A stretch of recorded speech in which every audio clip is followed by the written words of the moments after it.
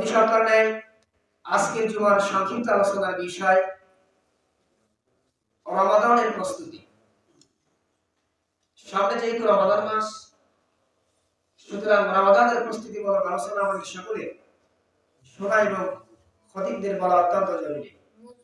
তার ওই ধারাবাহিকতায় আমরা আজকে আলোচনার টপিক নির্ধারণ করেছি ইনশাআল্লাহ তাআলা রমাদানের ফজিলত, রমাদানের প্রস্তুতি। এই যে প্রস্তুতি জিনিসটা আসলে কি আমাদের মাঝে কিন্তু কাজ করে, অথচ আমরা প্রত্যেকটা বিষয়ে প্রস্তুতি নেওয়ার জন্য রেডি, মানে প্রস্তুত। কিন্তু রমাদানের সামনে একটা ফজিলতপূর্ণ মাস, একটা বরকতপূর্ণ মাস, একটা মাগফিরাতের মাস, একটা রহমতের মাস, একটা নাজাতের মাস, একটা কল্যাণের মাস, একটা বরকতের মাস, একটা গুনাহ মাফের মাস, রাসূল পাক সাল্লাল্লাহু আলাইহি ওয়াসাল্লামের উপর কোরআন নাযিলের মাস, লাইলাতুল কদর যে মাসের মধ্যে আছে, যে মাসে আল্লাহ তাআলা কোরআন নাযিল করেছেন, রাসূলের উপর নবুয়ত দিয়েছেন, অথচ সেই মাস সম্পর্কে আমরা কতটা গাফেল অমনোযোগী, আমরা প্রস্তুতি নিতে ইচ্ছুক নেই। সুতরাং তার ধারাবাহিকতা আজকে আলোচনার বিষয় হচ্ছে রমাদানের প্রস্তুতি। আমরা কয়েকটা টপিক ইনশাআল্লাহ তাআলা ধারাবাহিকভাবে বলবো। তার মধ্যে প্রথম টপিক থাকবে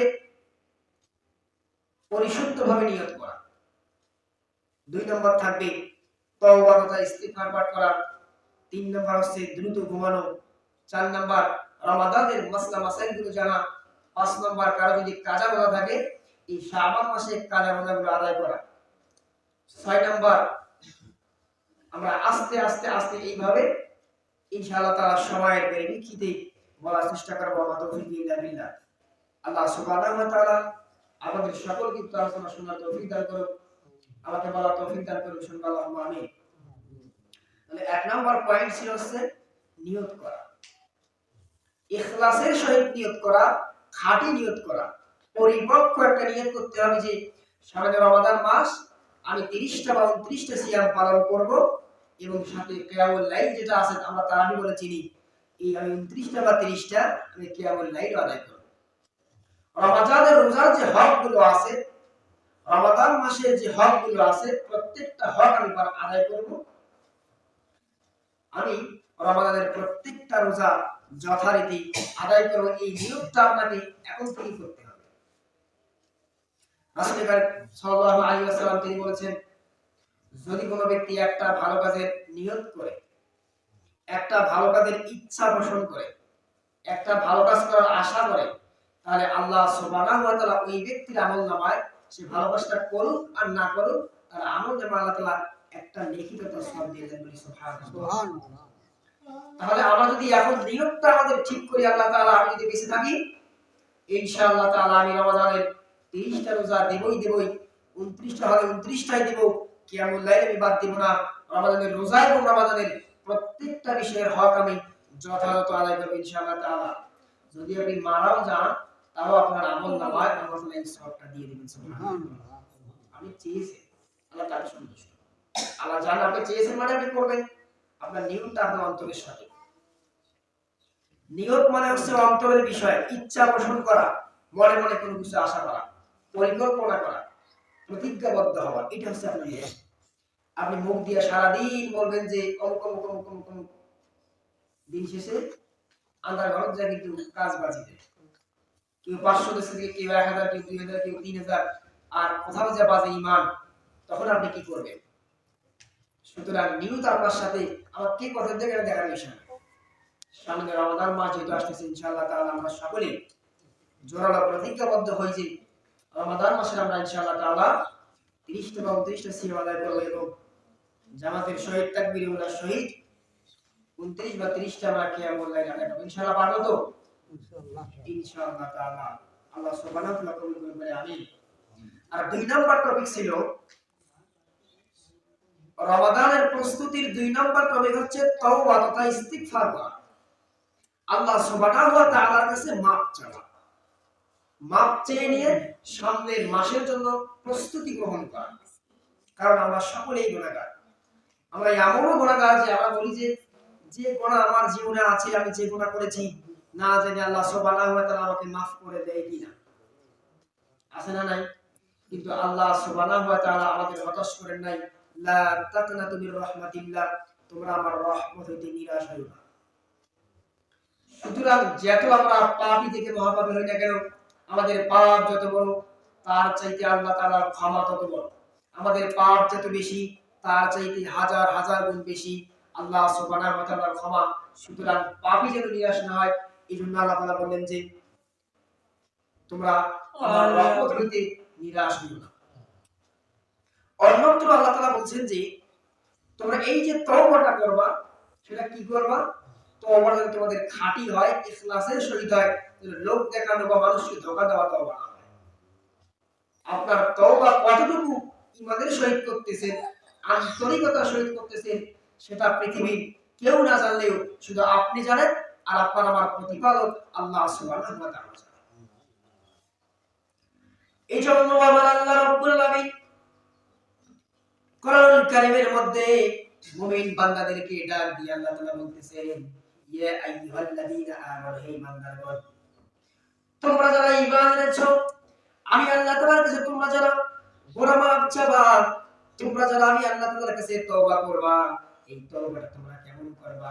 তওবার পদ্ধতিটা আমি আল্লাহ তাআলা তোমাদেরকে শিক্ষা দিয়ে দিচ্ছি। আল্লাহ তাআলা বললেন, ইয়া আইয়ুহাল্লাযীনা আমানু তুবু ইলাল্লাহ তাওবাতান নাসুহা। ঈমানদাররা, তোমরা ভুল করবাই, শয়তান প্রতিজ্ঞাবদ্ধ হয়েছে তোমাদেরকে পথভ্রষ্ট করবেই, আর আমি আল্লাহ তাআলা প্রতিজ্ঞাবদ্ধ হয়েছি তোমাদেরকে মাফ করবো। সুতরাং তোমরা কেমন করে মাফ চাবা?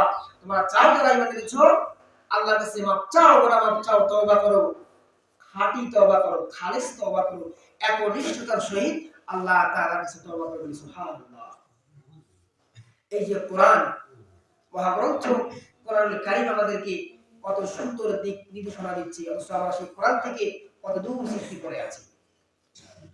আমরা কোরআন থেকে কতটা ফারেক হয়ে গেছি, কতটা আমরা আলাদা হয়ে গেছি, পৃথক হয়ে গেছি, আমাদের হৃদয় নিজেও জানে না।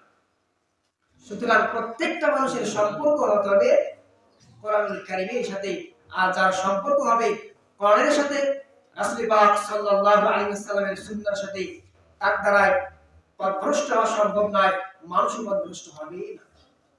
সম্মানিত উপস্থিতি, তাহলে 2 নাম্বার যে টপিকটা সেটা ছিল কি? আমাদের সকলকে তওবা করতে হবে, খাঁটি তওবা, ইখলাসের সহিত তওবা, একনিষ্ঠতার সহিত তওবা। তাহলে আশা করা যায় আল্লাহ সুবহানাহু ওয়া তাআলা আমাদের সকলকে মাফ করে দেবেন বলে আল্লাহুম্মা আমিন। আমরা সকলে একবার বলবো আস্তাগফিরুল্লাহ, আস্তাগফিরুল্লাহ রাব্বি মিন কুল্লি যানবি ওয়া আতুবু ইলাইহি। সম্মানিত উপস্থিতি, সব তওবার দোয়া আপনারা জানা নাই, কিচ্ছু জানা নাই, আরবিতে একটা শব্দ আমার জানা নাই, আস্তাগফিরুল্লাহ তাও আমার পড়তে ভুল হয়, কিন্তু আল্লাহ তাআলা জানে যে এই ব্যক্তি কি চাচ্ছে আমার কাছে। সব বাদ দিয়ে আপনার ভাষা বাংলা, আপনি খাঁটি বাংলা বলতে পারেন না, শুদ্ধ বাংলা বলতে পারেন না যে হে আল্লাহ সুবহানাহু ওয়া তাআলা, আপনি আমার জীবনের সমস্ত গুনাহ খাতা মাফ করে দেন, আপনি আমাকে মাফ করে দেন, তাও বলতে পারেন না। কিন্তু আপনার হৃদয়ের ভাষা যেটা, আপনার মনের যেটা ভাষা, আপনি সেই ভাষার কাছে মাফ চান। আপনার মনের ভাষা কি? সেই ভাষায় আপনি মাফ চান। কারণ আল্লাহ সুবহানাহু ওয়া তাআলা আপনাকে সৃষ্টি করেছে, মানে আল্লাহ সুবহানাহু ওয়া তাআলা আপনার মনের কথাটা আল্লাহ তাআলা জানেন, আল্লাহ সব জানেন। কিন্তু আল্লাহ তাআলা পরীক্ষার জন্য আমাদেরকে এখানে পাঠিয়েছেন, এমন একটা পরীক্ষা যার প্রশ্নটা আল্লাহ তাআলা আগে ফাঁস করে দিয়েছেন, যেন আমার বান্দাগুলো অকৃতকার্য তথা ফেল না করে। সুতরাং এত কিছু করার পরে যদি আমরা ফেল করি, তাহলে আমরা হয়ে যাব দুর্ভাগা, আমরা হয়ে যাব হতভাগা, আমরা হয়ে যাব কপাল পোড়া। কালকে আমাদের কঠিন দিনে আমাদের জন্য ফয়সালা হয়ে যাবে, আমাদের জন্য সিদ্ধান্ত হয়ে যাবে চিরস্থায়ী জাহান্নাম। আল্লাহ সুবহানাহু ওয়া তাআলা চিরস্থায়ী জাহান্নাম থেকে আমাদের সকলকে মুক্তি লাভ করার তৌফিক দান করুন। সকলে জবান খুলে বলি আল্লাহুম্মা আমিন।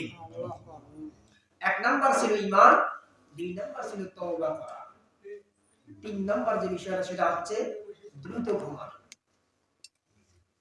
আমরা ইশার সালাত আদায় করার পর আমরা সালাতুল তারাবি বা কিয়ামুল লাইল আমরা যেটাকে বলি, আমরা সেটা আদায় করার পর যত দ্রুত সম্ভব আমরা ঘুমিয়ে যাব। কারণ আমরা যেন চেহারির আগে তথা সাহারির আগে যেন আমরা কমপক্ষে হলেও 2 রাকাত যেন আমরা সালাতুত তাহাজ্জুদ তথা কিয়ামুল লাইল যেন আমরা আদায় করতে পারি। কমপক্ষে কয় রাকাত? এখন কেউ যদি আপনাকে চাপিয়ে দেয় যে 8 রাকাত পড়তেই হবে, কেউ যদি আপনাকে চাপিয়ে দেয় আপনাকে 8 রাকাত পড়তেই হবে, নাহলে আপনার কিয়ামুল লাইল হবে, সেক্ষেত্রে কি করবে? প্রশ্নটা আপনার কাছে, আপনি চাপিয়ে দেয়া নেবেন নাকি খলসা মুক্তি নেবেন? আমার মন চাইছে আজকে আমি 2 রাকাত পড়ছি, এটা আপনার কোনো ফরজ নয় যে আমাকে পড়তেই হবে। ফরজ মানে আবশ্যক, ফরজ মানে বাধ্যতামূলক, ফরজ মানে পড়তেই হবে, না করলে হবে না। আর নফল মানে অতিরিক্ত, নফল মানে কি? অতিরিক্ত। আর সুন্নাত মানে আরো কিছু কম বেশি আছে, যারা রাসূলের উপর ফরজের কাছাকাছি ছিল আমাদের উপর সেটা সম্মানিত মুসলিম। 2 নাম্বারটা যদি আমরা সকাল সকাল ঘুমাই, আমরা তাহাজ্জুদ করতে পারবো, সময় মতো আমরা চাহারিও খাইতে পারবো, সকালে একটু ঘুম করে আমরা কাজের মধ্যেও যাইতে পারবো। যদি আমাদের শুইতে শুইতে রাত 2টা-3টে বাজে যায়, শহরে যেটা হয় প্রায় মানুষ 12টার আগে কেউ ঘুমায় না, তারা ফজরের নামাজ তো মিস, তারাবির সময় তারা চেহারির সময় কি করে, তারা অ্যালার্ম সেট করে দেয়।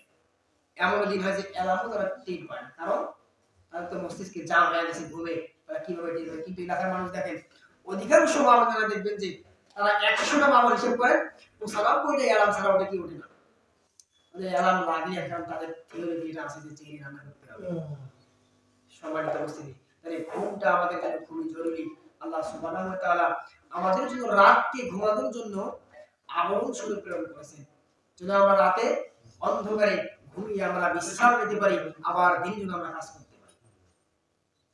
4 নম্বর যে বিষয়টা, সেটা হচ্ছে আমাদের সকলকে রমাদানের মাসলা মাসাইলগুলো জানতে হবে।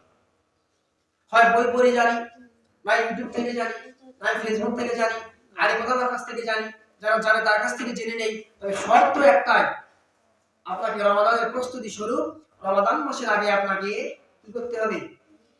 রমাদান মাসের মাসলা মাসাইল গুলো আপনাকে জানতে হবে। কারণ কি করলে রোজা মাকরুহ হয়, কি করলে রোজা ভঙ্গ হয়, কি করলে রোজার কাফারা আদায় করতে হবে, কি করলে রোজার কাজা আদায় করতে হবে, এই বিষয়গুলো যদি আপনি না জানেন তাহলে আপনার রোজা লেখে কি হবে? কারণ এমন রোজাদার আছে যে রোজাগুলো রোজাদার সে নিজেকে মনে করে, কিন্তু সে উপাস থাকা ছাড়া কিছু নেই, সেটাকে উপবাস।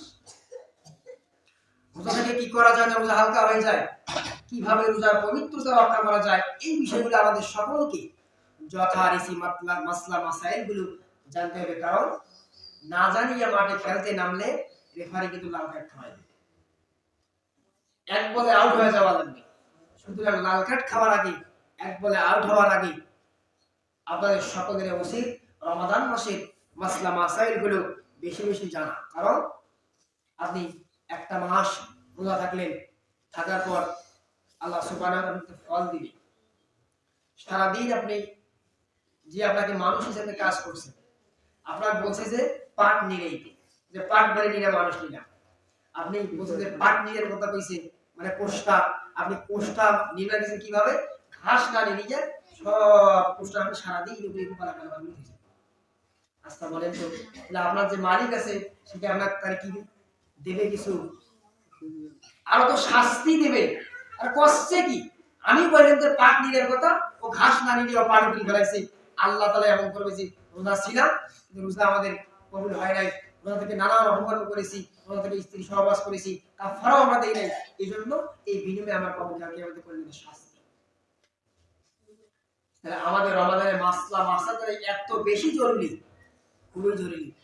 রোজা থেকে আমরা কখন উঠবো, কখন ব্রাশ করব, কি দিয়ে ব্রাশ করব, না মিসওয়াক করব, আতর সুগন্ধি কিভাবে ব্যবহার করব, এই যে কথাগুলো পাশাপাশি যা আছে সবগুলো আপনাকে জানতে হবে।